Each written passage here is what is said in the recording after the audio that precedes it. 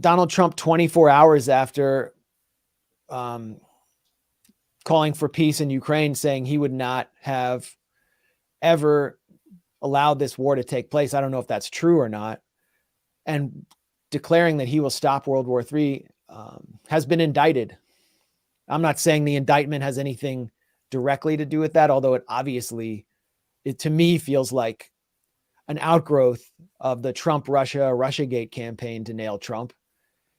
And we haven't seen the indictment yet, but it relates to hush money Donald Trump paid a porn star, Stormy Daniels, to not talk about their affair. And I think it's really sad that American presidents have are sleeping with porn stars, when in the past we could expect American presidents to at least have the dignity to sleep with their interns, or at least just have oral sex with them. I don't know if that constitutes sex or what the definition of is, but this is where we are as a society. Aaron, what are your thoughts on the indictment of Donald Trump? Well, to me, this definitely feels like the never-ending fallout from Russiagate, because again, liberals went all in on the dumbest conspiracy theory of all time, that the president was a Russian asset being blackmailed by Vladimir Putin. And that, of course, spectacularly failed because it was concocted. And so since then, there have been constant efforts to compensate. There was the first Trump impeachment over Ukraine. Then there was the Russian bounties in Afghanistan, fake scandal. Then there was January 6th, where Trump actually did something. Trump actually did something January 6th, but they couldn't really get him for inciting a riot because that's a hard thing to prove. And he also, I think in his comments on January 6th, he said that we should be peaceful or something. So that was difficult. I do think they have him, by the way, on something in Georgia, from what I understand of what he did there, and trying to pressure Georgia to come up with something that could validate his claims about the election. I think actually there's a case there.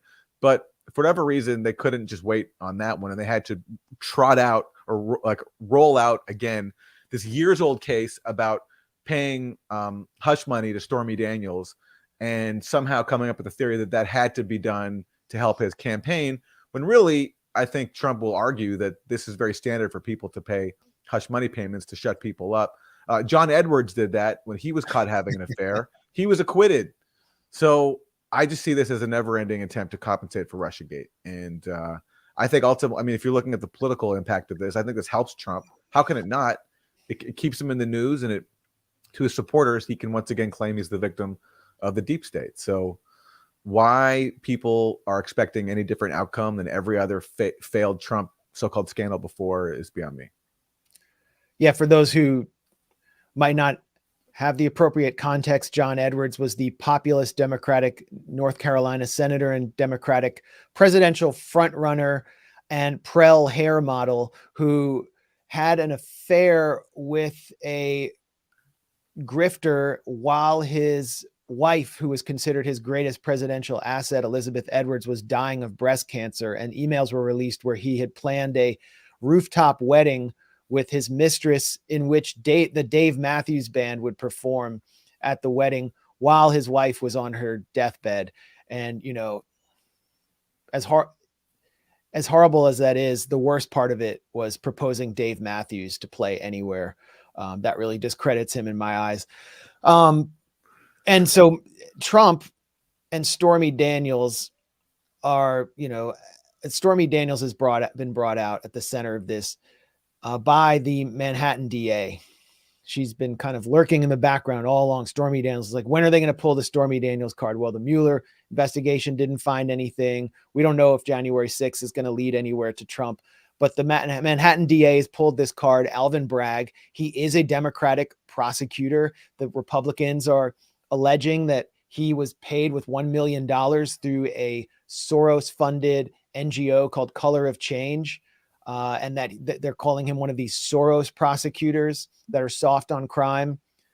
And I think that's a really smart play by the Republicans, just from a completely Machiavellian, cynical political perspective, because it paints them into a corner. And this will be used to, as Aaron said, ramp up Trump's base ahead of the election.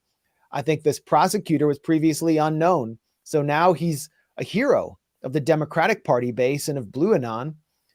And that's, for a local prosecutor. I mean, I know New York is a big media market, but he would have otherwise been unknown. It's a power move. You would be incentivized to indict Donald Trump. However picayune the violation might have been compared to the massive violations our presidents always commit, whether of international law or domestic U.S. law. And there is something to that claim. So this is shaping up to be another kind of culture war, partisan battle that isn't actually about the rule of law. And I think what we're seeing, if Donald Trump is arrested, is we're seeing the mask lifting on the U.S. political system. And we hear constantly condemnations from the State Department of other countries arresting opposition leaders on trumped up charges, Navalny being one of them. Well, the other countries can now point the finger at the U.S. and say the U.S. has jailed its top opposition leader on some ticky-tack charge for being like a sleazebag. Yeah. The difference between him and Navalny, one principal difference is he's actually popular in his own country. Navalny, what does he poll at? 2%. So I think this will discredit in the eyes of the world the shining city on the hill image of American democracy. Look, again, what are the details of this case? I mean, it's so boring that I haven't paid attention to it. But what I know is Michael Cohen paid Stormy Daniels. He was reimbursed. He admitted in a letter or something that he was paying this out of his own funds and he was reimbursed. Now he's changing his tune. But of course, Michael Cohen is an indicted felon and who's had his own financial issues and was convicted for it.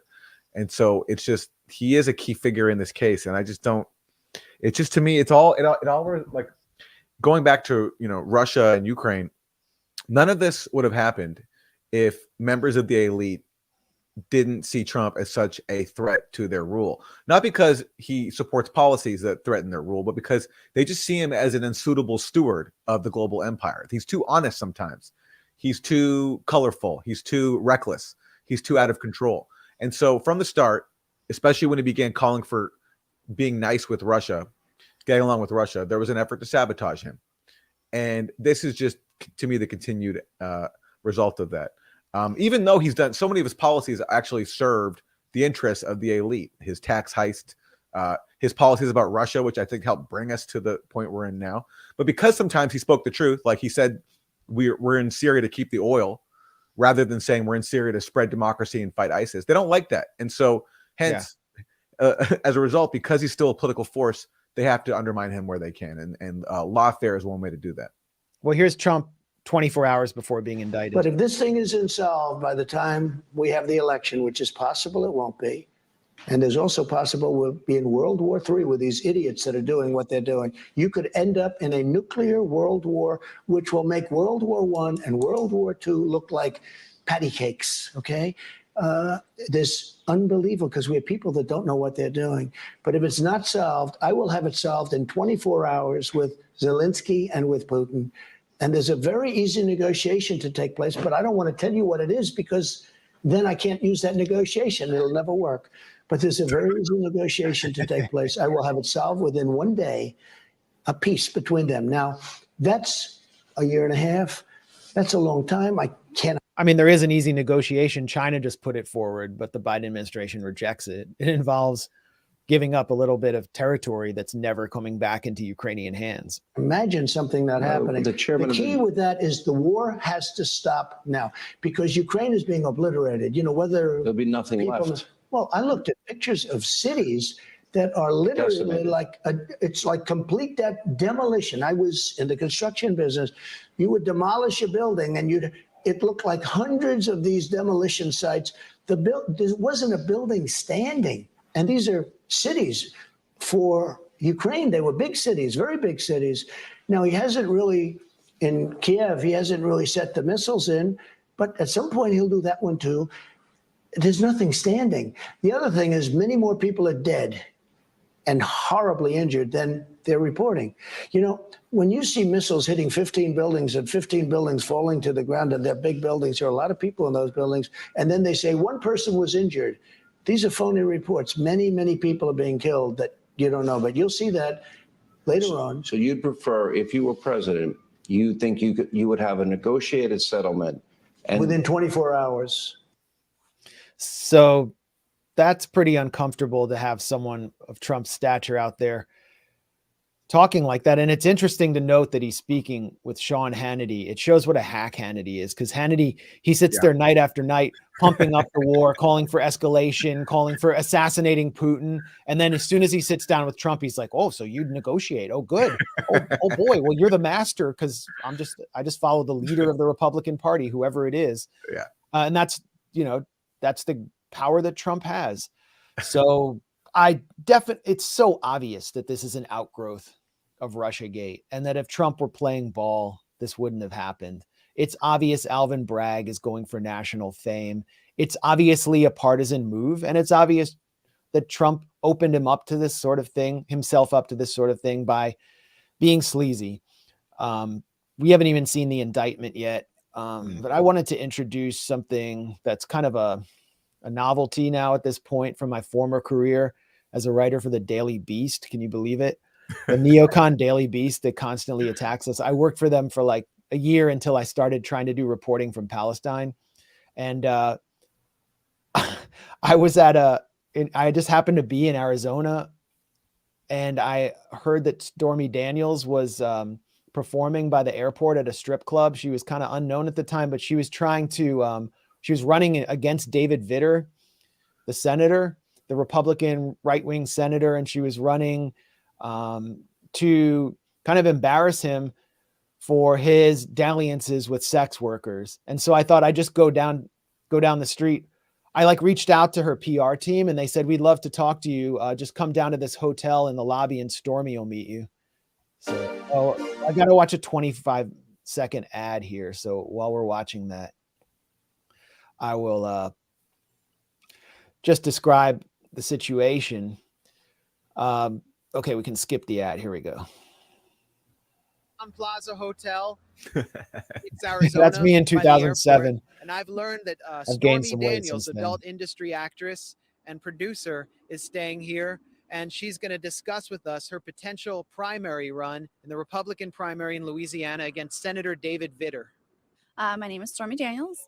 I'm in the adult film industry. I've been with Wicked Pictures for about 7 years as a contract performer, writer, and director. And so you're getting involved in the Louisiana Senate race. Apparently so. I had actually nothing to do with it. I was notified about it through a friend who sent me a link saying, oh my gosh, you're a genius. This is so awesome. And I looked at it and I had nothing to do with this, but it is genius. Yeah. I wish I could take credit for it, but actually I can't. It was a group of guys down in Louisiana that put the whole site together. And I have people put sites about me all the time, and I usually shut them down pretty quickly. But this one was just really a whole well done, and operation amusing, so behind her already in 2000. Would you enter the Republican primary against David Vitter? I haven't decided yet. I've never been involved in politics before, but apparently they are calling me to duty, and if that's what it takes, then that's what I will do. I mean, it's interesting now in the current moment because she's talking about being called to duty about a political operation being set up. And she's kind of being put up as a prop and a spokesperson. And it's obviously a partisan Democratic operation. And she's soaking in the PR and the possibility for getting her brand out. And David Vitter made headlines when he confessed to being a client of the DC Madam, to paying for sex with several high-priced sex workers. Do you think his hypocrisy is fair game in the race? And that's what I was going to say. I personally have no issues with his sexual activities or his sexual preferences or whatever it is that he wants to do. My issue with him, I mean, who am I to judge, right? My issue with him is that he's a hypocrite. And, call me what you will, but you can't call me a hypocrite. And would you challenge David Vitter to a debate right now? So, yeah, it goes on. And I had a long talk with Stormy after the interview. But what's interesting here is, I mean, when you think about blackmail and how much, Jeffrey Epstein compromised powerful political people. Donald Trump was around Jeffrey Epstein. Bill Clinton was around Jeffrey Epstein. I have questions about Stormy Daniels. She talked to me afterwards about how she is a really committed political activist. She was involved in liberal causes at the time. She was, pretty articulate. She was not a stupid person. Although she was, it was kind of demented talking to her and her producer about like how he, she got him a vasectomy for his birthday, and like just the weird culture of porn, kind of disturbing. But here you can see she's already being injected into partisan politics at that time. Then Trump proceeds to go ahead and initiate some kind of relationship with her. I don't know how he got to meet her. And this is where it's led him. And she's raising tons of money online right now. And she's emerged as this kind of hero of the liberal world. So I thought about that in that random interview I conducted back in the day. It also shows how stupid Trump is. I mean, just to open yourself up and expose yourself like that. Well, enough women have accused him of, harassment and worse, abuse, that it seems as if, this was a case where it's led to this for him. I mean, it's a thing where I just never paid attention to the details because so many politicians get caught up in this kind of stuff, right? So why should I care more about Trump's? But that's interesting. I didn't know she had that background. That's one more twist to the story. Yeah, it's something. Well, one piece of context I never got was how she hooked up with Trump. How did that happen? Yeah, she was telling me in that interview that she liked to go to Motley Crue concerts and like take out her breasts and flash the Tommy Lee and Nikki Sixx or whoever they are. Yeah. No, I mean, it's Mick Mars. I'm getting the names of these hair band players wrong, but that's like what she was into. And somehow she hooks up with Trump, who was, he's for decades been it's not like it's easy to get to Trump. But Trump has harassed a lot of women. So, it's not implausible that she just was another one who he randomly met. And because a lot of women have accused him of this stuff. And, yeah, I guess. I mean, you think about his record, and she's not alone. No.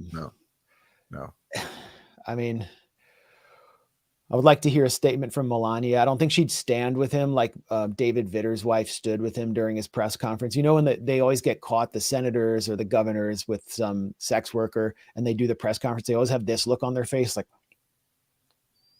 and their wives are always there. But Melania was never with Trump for any of this. So props to Melania. But again, I think there's more to the story. There's more of an operation there.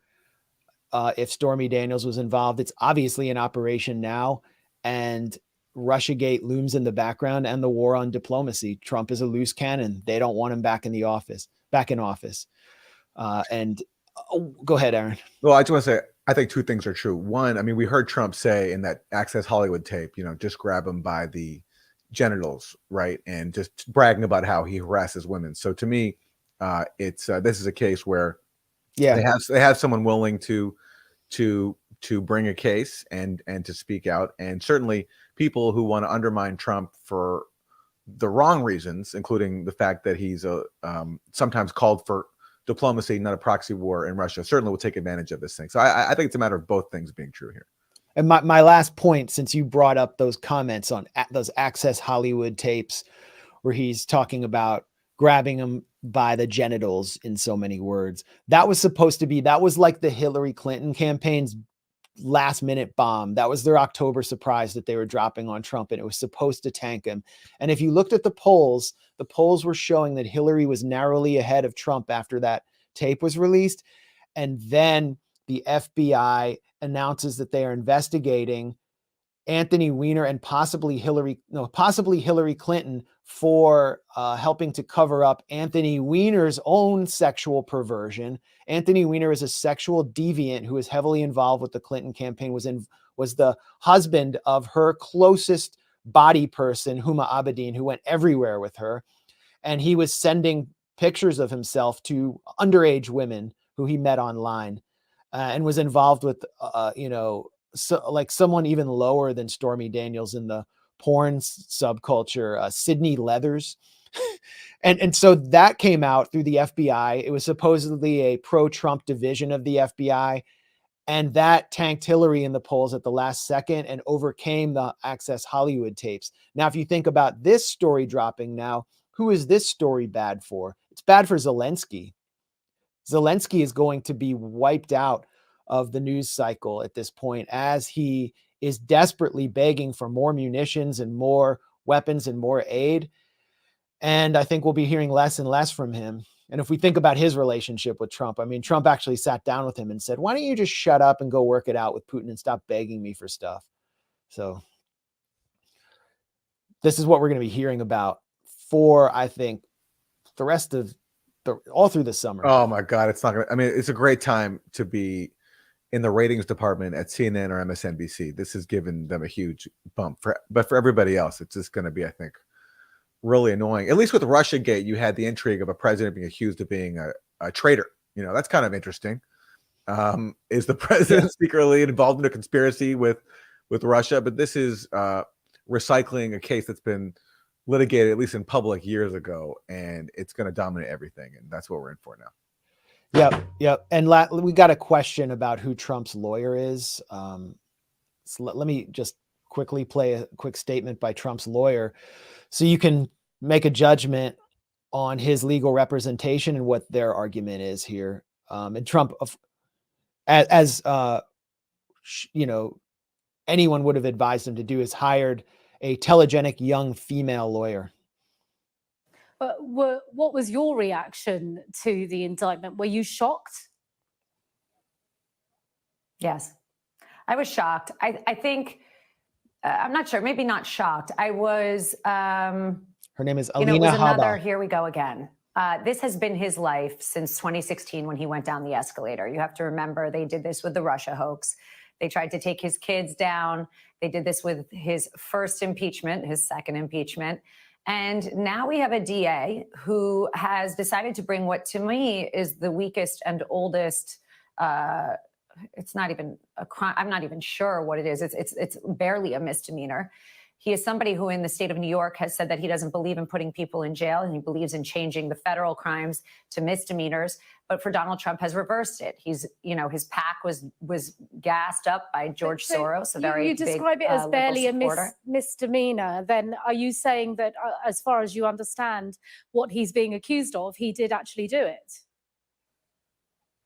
No. It's a misdemeanor to do a book and record keeping violation. That is what we're understanding this to be. We still haven't seen the indictment. And the way this went, as everybody knows, is what Michael Cohen testified to, what his lawyers have said, which is that he initiated a payment to somebody who was effectively trying to extort him.